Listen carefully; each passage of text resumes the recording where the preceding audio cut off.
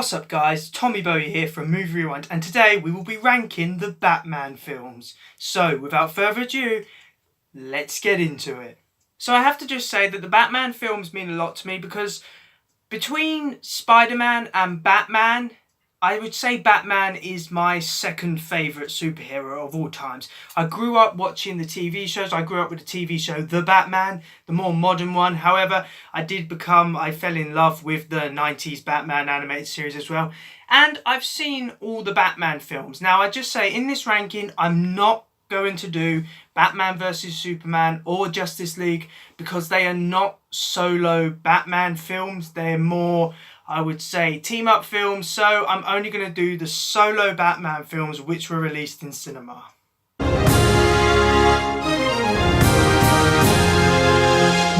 So in 7th and last place is of course Batman and Robin.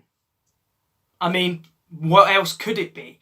Everything that I hate about comic book films, the very worst aspects of comic book films, is displayed in Batman and Robin. Now, George Clooney is a brilliant actor, however, is miscast as Batman. He's not very good as Batman. He's actually quite pathetic as Batman, to be honest. Arnold Schwarzenegger as Mr. Freeze is laughable, such an emotional character. If you want to see a good portrayal of Mr. Freeze, then watch the Batman 90s animated TV show because that is Mr. Freeze. Arnold Schwarzenegger's version of Mr. Freeze is just an insult. I mean, Uma Thurman's Poison Ivy is basically just rubbish. And as for Bane, well, I don't know why Joel Schumacher thought that all of these aspects would be a really good film, because even if it's trying to be like the Adam West Batman TV show, it fails because that was funny because it was camp.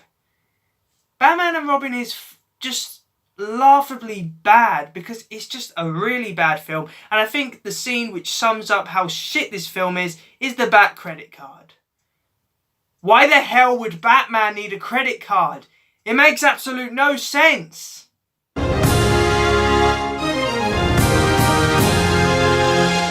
At number 6, I have put Batman Forever. Now, because Batman and Robin was so shit, I think a lot of people forget how shit Batman Forever was. Now, Val Kilmer does an okay job as Bruce Wayne and Batman. I mean, he is intimidating and I can see he's trying to put his all into the performance. However, he doesn't beat Michael Keaton in that role. As for Jim Carrey as the Riddler, I think is good casting, and I think with a better script, Jim Carrey could have really made something of that real role. However, I have to say that Tommy Lee Jones as Two-Face is laughably bad. Now, Tommy Lee Jones could have really been a good actor to cast as a sophisticated villain such as Two-Face. However, I think the problem with Batman Forever, especially for the villains, is they're just trying to be Joker. They're trying to be that comical villain instead of the very serious villains we saw in Batman Returns. And I personally don't think it works. I think it's handled really poorly. However, I don't think it's as bad as Batman and Robin, and Val Kilmer does do a pretty decent performance.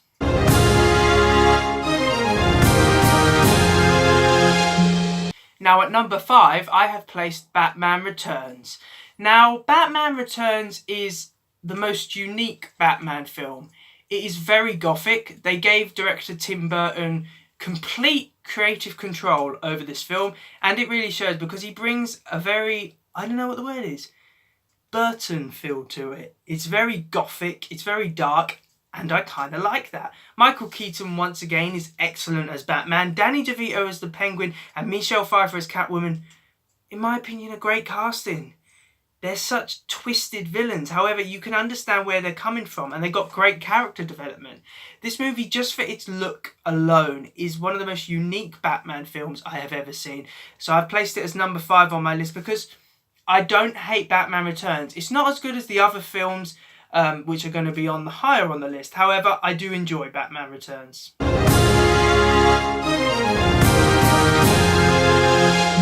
Now at number 4, I have placed The Dark Knight Rises. Now the concluding part of the Dark Knight trilogy. I have already reviewed this movie fully on my channel, so I'm not going to talk a lot about it. However, I am going to say it ends the trilogy in a brilliant and bittersweet way.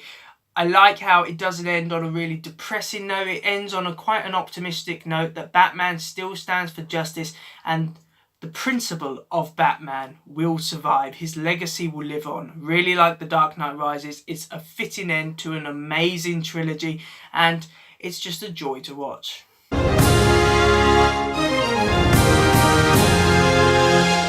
At number 3, I have placed Batman Begins.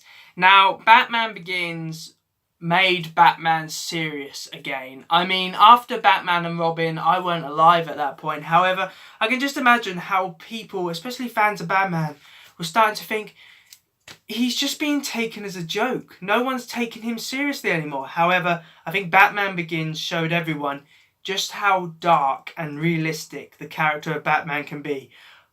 Michael Keaton is an excellent Batman. He not only plays Batman well, but he does play Bruce Wayne well. Sometimes you find an actor who can play maybe Bruce Wayne well and not Batman well, or vice versa. However, Christian Bale plays both very well.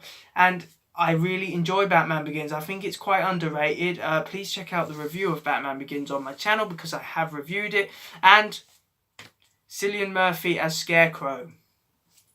The most underrated villain in any Batman film.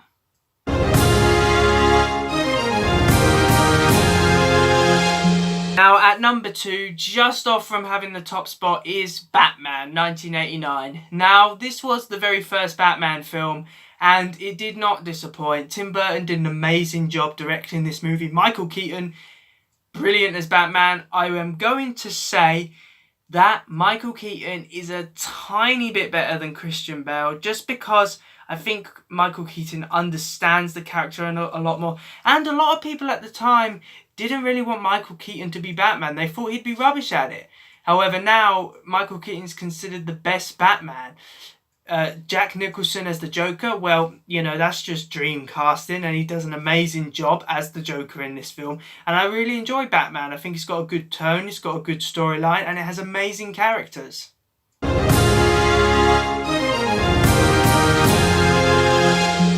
And in first place is, of course, who would have guessed it, The Dark Knight.